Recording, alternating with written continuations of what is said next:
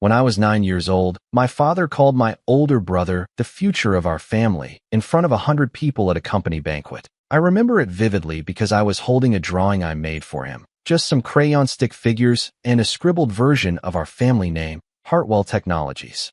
I had spent hours on it. Dad barely glanced at it. He gave me a polite nod, took it, and set it down next to his wine glass like it was a napkin. Then he stood up, raised his glass, and said, "Let's hear it for Aaron, my right-hand man, the next CEO." I don't remember what Aaron said or did.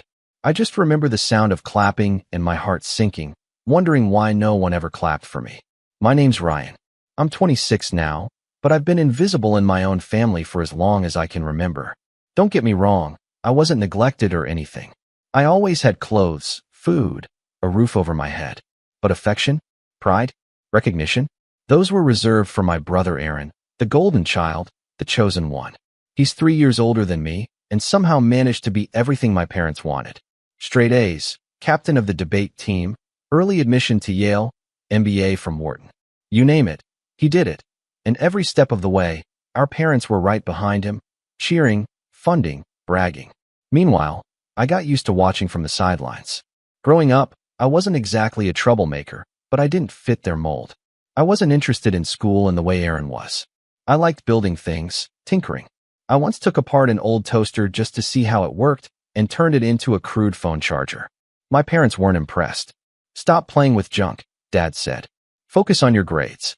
When I built a working website for a local bakery in 10th grade and got paid $200, I thought maybe they'd see potential. Mom looked up from her tablet and said, "That's cute. Did you finish your math homework?" The truth is, I stopped trying to impress them after a while. I focused on learning what I loved: coding, digital design, automation. I taught myself everything from YouTube and open source forums. While Aaron was off shaking hands with VPs and doing internships in Singapore, I was teaching myself how to build software from the ground up. I freelanced quietly, built a few apps, and even helped a small business automate their entire supply chain system. But to my parents, none of that mattered because it didn't come with a degree from an Ivy League school. Things really took a turn after college. Or rather, after I didn't go to college. I got into a decent state university, but I dropped out after a year. I was bored, uninspired, and honestly felt like I was wasting my time. My parents were furious. Mom cried. Dad didn't speak to me for weeks. Aaron, predictably, told me I was throwing away my future. I moved out, found a small apartment, and started working on a startup idea with a couple of people I met online. We were building a SaaS platform to streamline digital storefronts. Basically, an all-in-one toolkit for small businesses to set up, track, and automate their online operations. It wasn't flashy, but it worked, and it was growing. My parents didn't care. Anytime I came over to visit, usually on holidays, they barely asked about my work. If they did, it was a token "how's your little project going?" followed by an eye roll or a change of subject. But Aaron? He was treated like royalty. My dad had been grooming him to take over Hartwell Technologies for years. He started taking him to board meetings before he could legally drink. I once overheard my dad on the phone telling a colleague, "Once Aaron's in charge, the company will double in value. He's got the mind for business." One Thanksgiving, when I was 24, the dynamic got so uncomfortable I stopped going to family events altogether. Aaron had just landed some award at Wharton and Dad gave a toast in his honor during dinner. Meanwhile, I had just closed a deal with a mid-sized e-commerce platform to license our software across their 2,000+ stores. I brought it up, thinking maybe, just maybe, they'd finally see me differently. Mom smiled vaguely. Dad took a sip of his wine and said, "It's nice you're keeping busy." That was it. I remember leaving that night, standing in the cold waiting for my Uber, thinking, they'll never take me seriously. No matter what I do. I wanted to scream, but I didn't. I just tucked it away like I always did. Let it turn into fuel. I kept my head down and worked. For 2 years, I barely came up for air. I reinvested every cent I made into the company. We grew slowly at first, but the tech was solid and our customer retention was off the charts. Then something strange happened. One of our analytics features went viral on a Reddit thread for indie shop owners. Within a month, we had a flood of new users and several acquisition offers. We declined them all. Instead, I brought on a former VP from Shopify as our advisor and secured a round of funding. Suddenly, we weren't just keeping busy. We were making real waves. I never told my parents. Then came the night everything shifted. It was Hartwell Technologies' 30-year anniversary, my dad's company. They were hosting a big launch party for a new AI-driven logistics platform that Aaron had spearheaded. The invite came in the mail with gold embossed lettering. I almost tossed it out, but something made me keep it. Maybe it was curiosity. Maybe it was pettiness. Or maybe, deep down, I wanted to see if anything had changed. When I arrived, the venue was as ridiculous as I expected. Marble floors, tuxedos, waiters carrying glasses of champagne on silver trays. The Hartwell name was everywhere, on banners, screens, embossed into the napkins. I stood near the back, watching as Aaron worked the crowd like a seasoned politician. My parents beamed beside him. Cameras flashed. A jazz band played softly in the background. Then came the toast. My father tapped his glass, and the room quieted. He stood under a massive screen showing a slideshow of the company's achievements and said, "Tonight is a celebration of legacy and the future. I built this company with everything I had, but I always knew one day I'd pass the torch. And that day is coming soon. Aaron," he turned to my brother, "you've proven yourself time and again. You are the future CEO of Hartwell Technologies." The room erupted in applause. Aaron gave a modest wave, pretending to be humble. My mother wiped a tear from her eye. And me? I just smiled. Because at that very moment, a man in a charcoal gray suit approached from the side. He walked past the crowd and stopped right next to me. Without saying a word, he handed me a sleek black folder. I opened it, saw the paperwork inside, and felt my chest tighten. Then he leaned in close and whispered, "The transfer's done. You own controlling shares now." I didn't say anything. I just stared at the stage while everyone clapped for Aaron, who had no idea his entire future was no longer in his hands. That's when things started to unravel. And I mean fast. I didn't confront anyone that night. Not then, not yet. I stood there at the edge of the glittering crowd, holding that black folder like it was a Molotov cocktail wrapped in leather. I had dreamed of this moment more times than I could count, some version of it, anyway.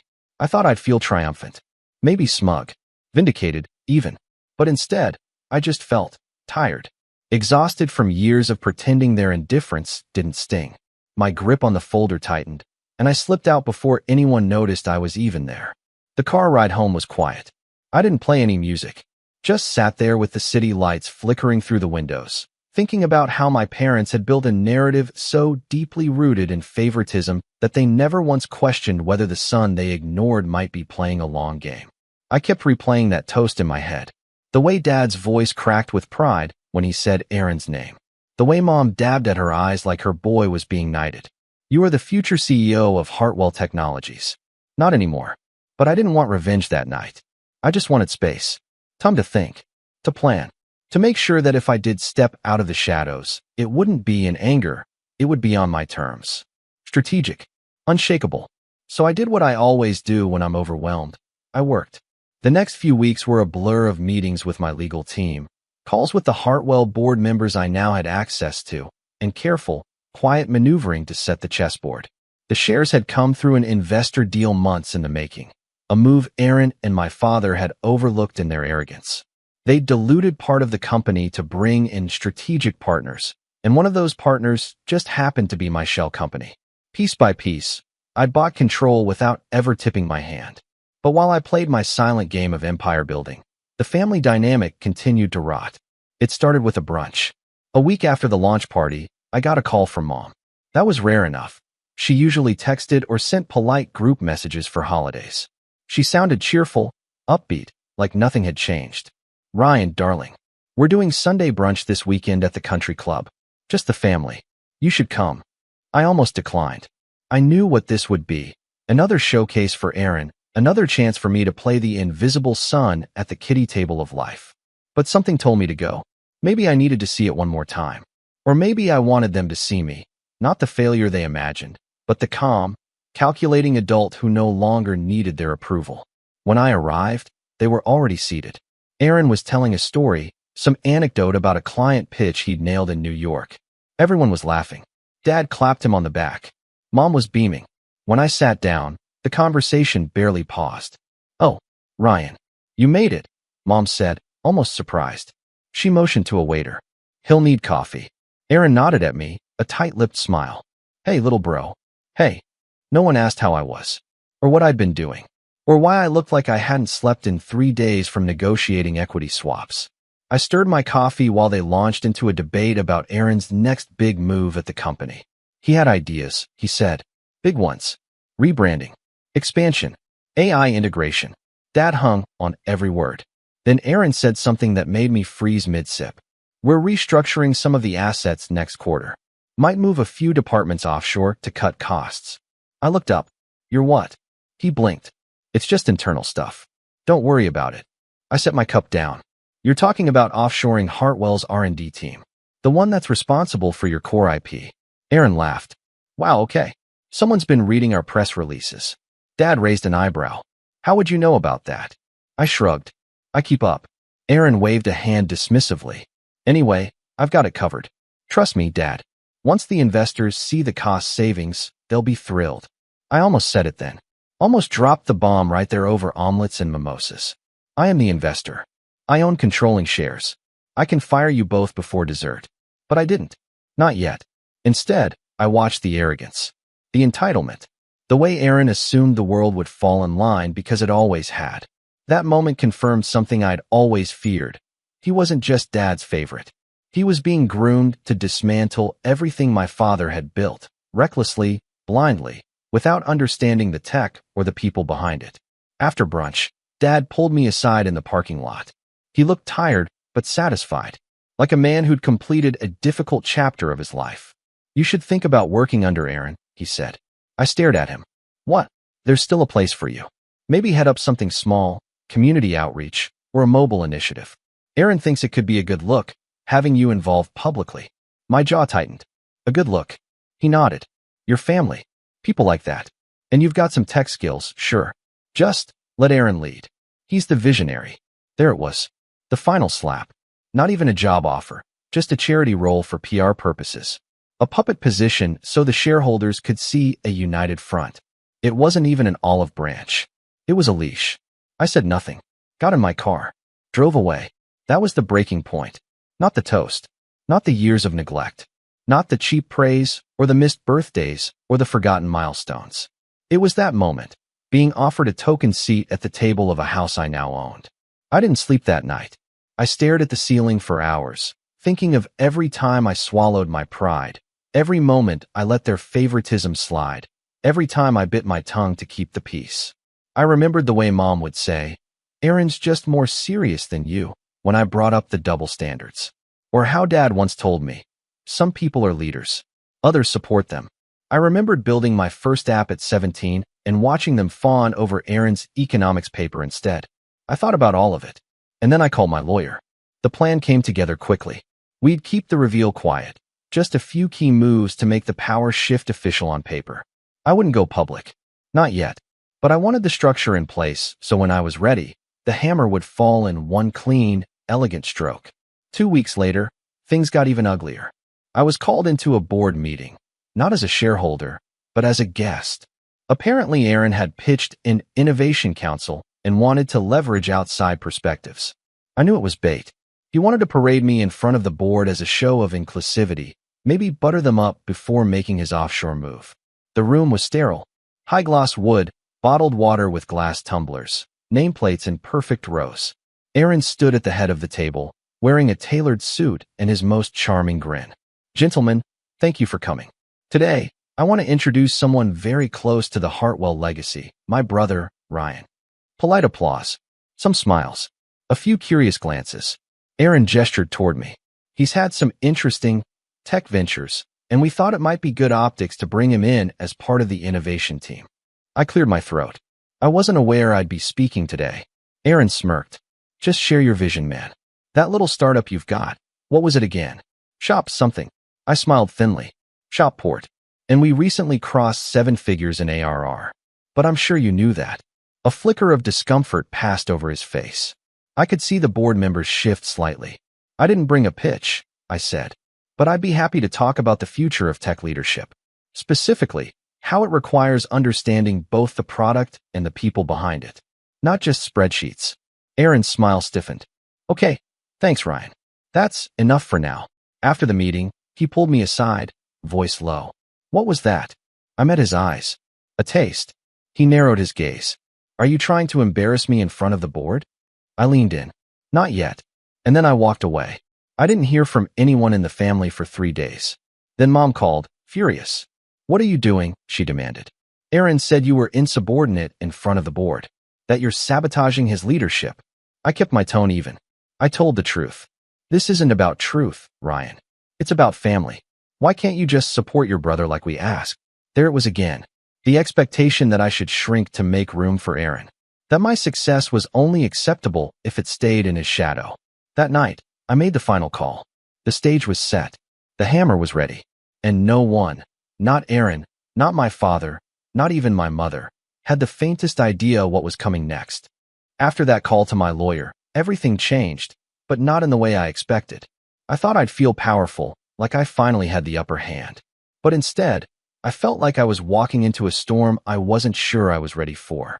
And sure enough, the fallout came faster than I could brace for it. The documents were filed quietly, discreetly. The board was notified. The controlling shares were officially transferred to me, but without a public announcement. That was by design. I wanted time to prepare before revealing anything. But I underestimated just how fast the Hartwell rumor mill worked. Someone somewhere leaked something, and within days, I was getting calls. Not from the board or the legal team. From my family. It started with a single missed call from my dad. Then 3 more. Then a text. Dad, we need to talk. Urgently. I ignored it at first. I wanted to wait until the timing was perfect. Until everything was airtight. But then the messages kept coming. This time from Aaron. Aaron, what did you do? Aaron, don't play games, Ryan. Aaron, call me. Now. Then Mom chimed in. Mom, sweetheart, please. Your father is very upset. Come over. I didn't reply. Instead, I focused on my work. On something real.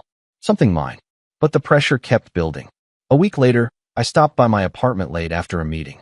I was drained, shoulders aching, ready to collapse into bed. When I opened the door, I found my father sitting in my living room. He had used the spare key I forgot I gave him 3 years ago, back when I was still trying to keep some connection alive. I'd never thought to change the lock. Now I regretted it. What are you doing here? I asked, voice tight.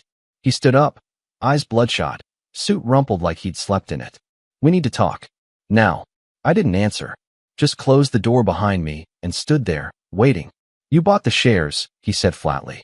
Is it true? Yes. His jaw clenched. Do you have any idea what you've done? I know exactly what I've done. He paced like a caged animal.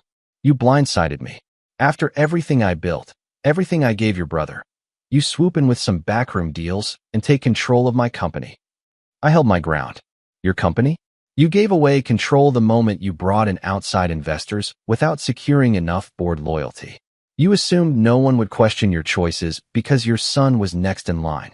You made it vulnerable. His face twisted. Don't lecture me about business. You think you're smarter than me? No, I said. Just quieter. That hit him harder than I expected.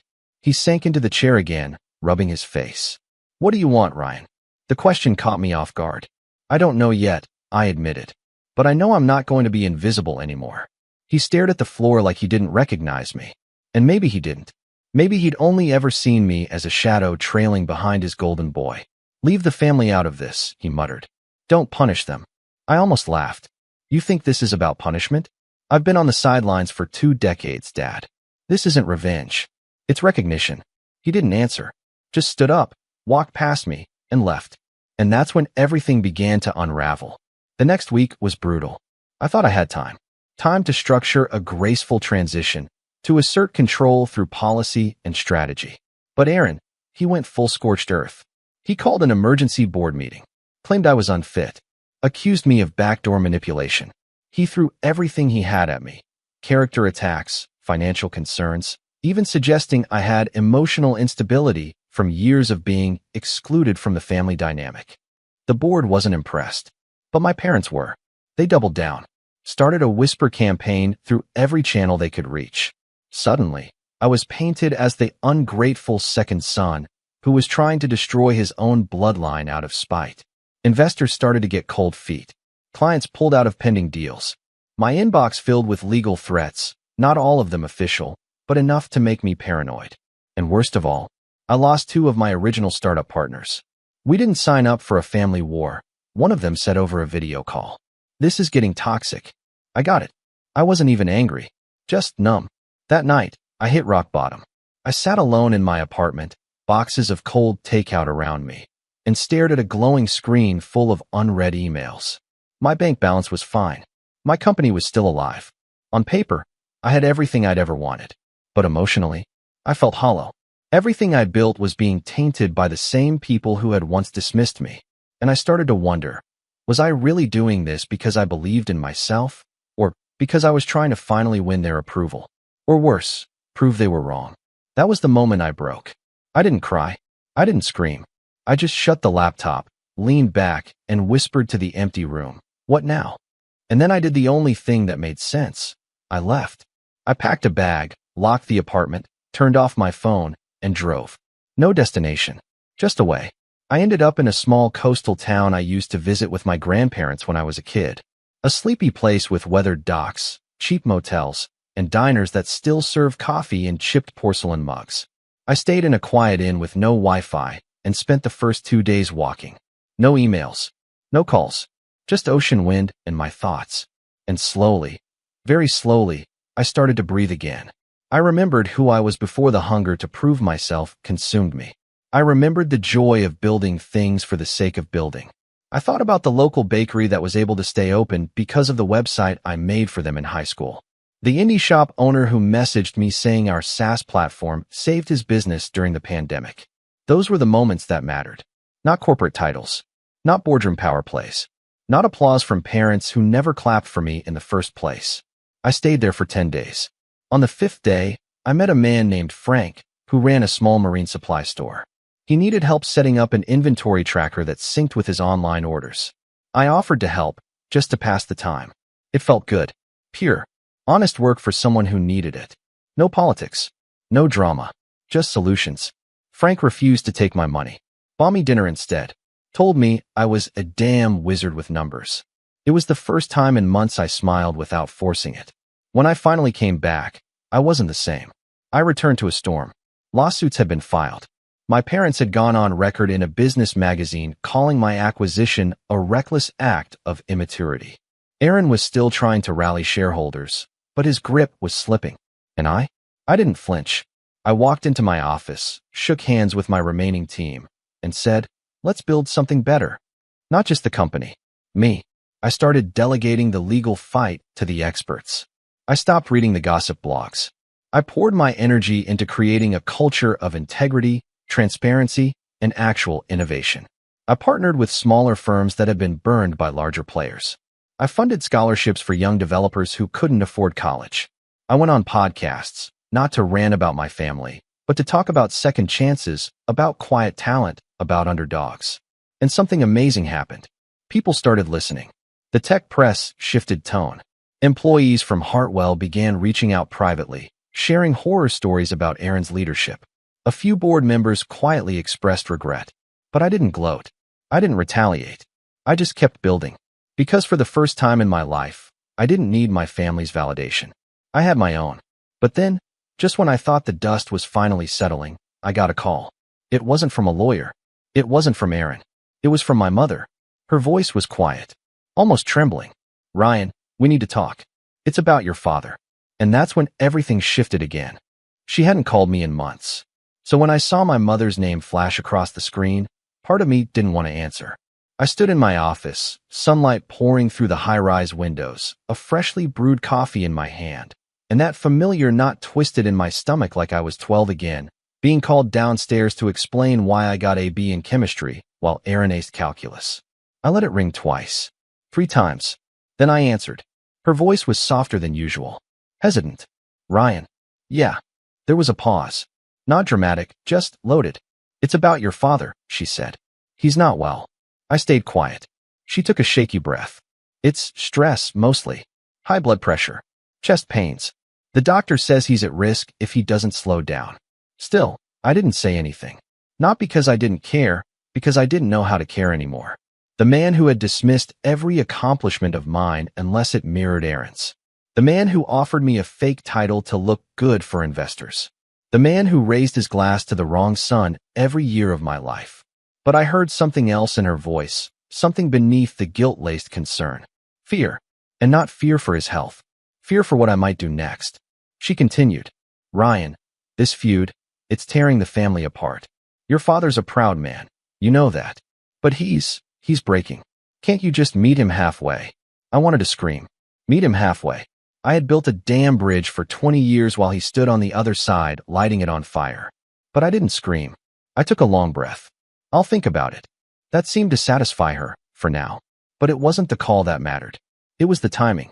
Because I had just received an internal report from one of the Hartwell engineers I'd quietly kept in contact with. People who didn't know yet that I owned controlling shares, but trusted me as a founder and peer. The report was damning. Rushed product timelines, budget cuts that affected software security, and a QA department that had been gutted to save costs. All under Aaron's leadership. And worse, they were prepping for a public rollout. Which meant bugs, breaches, lawsuits. My brother had spent so long in the glow of my father's praise that he'd started believing he was untouchable. And now? Now he was about to walk into a disaster with the whole industry watching. I sat at my desk after the call, staring at that report, my mother's voice still echoing in my ear, and realized something. This was it. This was the moment I'd been waiting for. Not revenge for the sake of pain. Not a dramatic reveal just to watch them squirm. This was a pivot point. I could act now, not just to take control, but to redefine it. And this time, I wouldn't do it alone. I made a list. A real one. Not digital. Pen and paper. Old school. People who had been overlooked, underestimated, or straight up discarded by Hartwell Technologies during Aaron's rise. Engineers who were let go for budget reasons. Department heads who clashed with Aaron's vision. A few execs who retired early after being sidelined. It was a long list, and I reached out to every single one of them. I didn't pitch revenge. I pitched redemption. Help me build something better, I told them. Not just a new company. A better company. One where we don't reward entitlement and cut corners for profits. One where we remember what tech is supposed to do. Solve real problems. Some were hesitant. Some angry. But most were ready. They just needed someone to say it out loud. I started quietly assembling a think tank. Rented out a small co-working space downtown under a different LLC name. We met on weekends, evenings, late nights. I funded it myself. No VCs. No headlines. Just minds. And as we worked, I fed information back into the machine. Every red flag I uncovered at Hartwell Technologies, I documented it. Not for a smear campaign, but to prepare for a takeover plan that wasn't just legal, it was moral.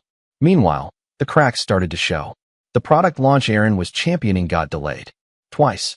Then rumors of a security breach started circulating in forums where developers whispered secrets. I didn't spread them, but I didn't stop them either. I kept my hands clean. I just watched. And I waited. Until I got an unexpected ally. His name was Jacob, one of the senior investors who had been with Hartwell since the early days. A quiet man. Numbers guy. Never picked sides. I had met him once as a teenager at a fundraiser, and he hadn't remembered me. But now he called me. I hear you've been making moves, he said. I've been correcting mistakes. There was a pause. Then a chuckle. Same thing, really. We met in private. He brought 2 other stakeholders. They didn't ask for presentations. They asked for vision. And when I laid it out, everything from the QA failures to the ethical pivots I wanted to implement, they listened. Then Jacob leaned forward and said, "If you're serious, we'll back you." Just like that, the tide shifted. I didn't need to scream anymore. I had gravity. But still, I didn't rush. Instead, I laid out a formal plan for a board intervention. Not hostile. Not dramatic. Just strategic. Backed by numbers, risk assessments, and a roadmap. My roadmap. I wanted to give Aaron one last chance to walk away with dignity. And to do that, I needed one final meeting. I asked my lawyer to arrange it. Told him to make it sound like an informal discussion of future roles. Aaron agreed immediately, probably thinking he was going to offer me some token seat again. A PR stunt to fix his crumbling optics. We met at a private lounge in the city, neutral ground. He was already sipping whiskey when I arrived, legs crossed, wearing his usual smug grin. "Glad you came," he said. I nodded. Sat down across from him. He started talking immediately. About the board. About media spin. About how we could present a unified front. People love a comeback story, he said, smirking. We can spin this as two brothers working together. You take a CTO role. I stay CEO. We clean up the PR mess, and everyone's happy. I let him finish. Then I pulled out the folder. The same kind the man in the gray suit had handed me all those months ago. Here's what's going to happen, I said, sliding it across the table. You'll resign. Publicly. You'll cite health reasons, a desire to pursue personal ventures. I don't care what you say, as long as you say it soon. He blinked, scoffed. You're joking. I leaned in. If you don't, the board will vote to remove you. And when they do, the press will find out about the data breach your team buried, the QA reports you ignored, the staff you silenced, and every investor left will pull out in 24 hours. His smile faltered. I could see it, the cracks forming. I'm offering you an out, I said. Take it. He stared at the folder. Didn't touch it. You think this makes you better than me? He said quietly. No, I said. Just smarter. He stood up, jaw clenched, chest rising and falling like he'd just run a marathon. You were always jealous. And you were always blind, I replied. You thought you inherited leadership. But leadership isn't given, Aaron. It's earned. He didn't say anything, just stormed out. And I stayed there, letting the silence wash over me. Because the setup was done. The pieces were in place. And when the next board meeting arrived, I wouldn't just be walking in as the quiet little brother. I'd be walking in as the man they never saw coming. The boardroom was quiet, eerily so. Not the usual buzz of side chatter or the shuffle of papers. Just stillness, the kind that sits heavy on your shoulders. I stood at the head of the long glass table, my hands resting gently on the chair in front of me. Sunlight cut across the polished surface like a spotlight, illuminating the stack of documents in front of each board member. My legal advisor sat to my right. Jacob and two other major shareholders sat to my left. They weren't smiling, but they weren't tense either. Just focused. Waiting. Aaron was 10 minutes late. He finally entered the room with his usual bravado, flanked by his assistant and a PR manager. He wore a crisp navy suit, and that same look of forced composure he always wore when he knew he was losing. He took the seat directly across from me and gave a shallow nod to the room. Apologies for the delay, he said, adjusting his tie. Traffic. I didn't reply. Neither did the rest of the board. Jacob cleared his throat. Let's begin. The agenda was simple. Point 1. Proposal for leadership restructure. The room remained silent as the paperwork was distributed, clean, organized, precise. My legal team had dotted every I, crossed every T, and pre-briefed every person in the room. The vote was just a formality. Still, Aaron tried. He stood, clearing his throat like he was about to deliver a TED Talk. Before we get into this, I want to remind everyone of the growth we've seen under my direction. Yes, there have been growing pains, but the future is still bright. I believe stepping back now would be premature and could cause instability in the market. Jacob didn't blink. Aaron, the numbers speak for themselves. So do the reports. The head of compliance chimed in. Your decision to push the AI logistics platform through beta without final QA sign-off was not only reckless, it's now a liability. We've had to notify clients of potential data risks. Aaron's smile faltered. That's being exaggerated. No, I said, finally speaking. What's been exaggerated is your leadership, your performance, your understanding of the company you were handed. He turned to me slowly. You've been planning this, haven't you? I met his eyes. Since the moment you raised that glass and called yourself the future, there was no shouting, no dramatic pounding of fists, just a quiet vote. One by one, the hands went up. 7 in favor of the leadership restructure. 1 abstained. And Aaron? He didn't even bother voting. He just stared at the papers in front of him, like they were written in another language. When the final hand was counted, Jacob nodded. The motion passes. Effective immediately, Aaron Hartwell is removed as CEO of Hartwell Technologies. Ryan Hartwell will assume interim CEO duties until permanent leadership is confirmed. Aaron sat back in his chair like the wind had been knocked out of him. I gave my life to this company, he muttered. No, I said. Dad gave your life to this company. You just were the suit. He stood, slow and bitter. You think you've won? You think Dad's just going to stand by and let this happen? I reached down and picked up the second folder, the one I hadn't shown anyone yet. This is a record of every time you ignored protocol, buried a report, or fired someone who questioned your decisions. HR complaints, security flags, legal risks, all signed, all documented, all ready to go public, unless you leave quietly. I slid the folder across the table. Aaron stared at it, jaw tight. Then he looked at each face around the room and realized something I'd known for weeks. He was alone. Without a word, he picked up the folder, turned, and walked out. And just like that, the golden boy was gone. But it didn't stop there. The press release went out later that day. Polished. Respectful. Aaron Hartwell has stepped down due to health and personal reasons. The board wishes him the best in his future endeavors. No scandals. No drama. Just a clean exit. But within hours, the ripple effect started. Former employees came forward with stories they'd been afraid to tell before. Articles began surfacing. Anonymous posts on tech forums. A thread on Twitter that went viral. The fall of the favorite. How nepotism almost killed Hartwell Technologies. And while the media dissected Aaron's fall, I got to work.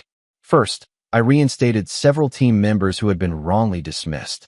Second, I froze all offshore restructuring plans.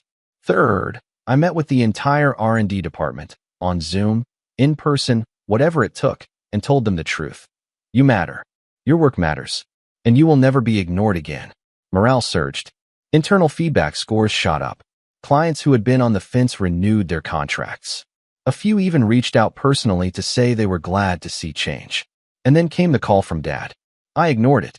He called again the next day. This time I picked up. You humiliated him, he said flatly. No, I replied. He did that himself. I just gave him the exit ramp. You think you've proven something? I don't need to prove anything to you. He exhaled through his nose. You destroyed your brother's future. I waited a beat. You mean your plan for his future? Silence. Then I said, Dad, I didn't do this to hurt anyone. I did this because the company deserved better. Because the people behind the curtain, the ones you never saw, deserved better. I'm not you. I don't lead with ego. I lead with purpose. He didn't respond. I didn't expect him to. He ended the call with a curt, good luck. I haven't heard from him since. Mom emailed once. A long, carefully written message about family, legacy, and disappointment. I read it. Didn't reply. I still haven't seen Aaron. But I heard through mutual acquaintances that he moved to Austin, trying to start something new, probably hoping the shadow of his fall doesn't follow him. And me? I didn't stay CEO. After 6 months of stabilization, I stepped down and handed the reins to someone better suited, someone who understood scale, who had vision without vanity. I returned to what I loved, building, creating. I took a position as head of innovation, not just at Hartwell, but in a foundation we launched to support underrepresented voices in tech. We called it the Quiet Builders Fund, because I know what it's like to build in silence, to be overlooked, underestimated.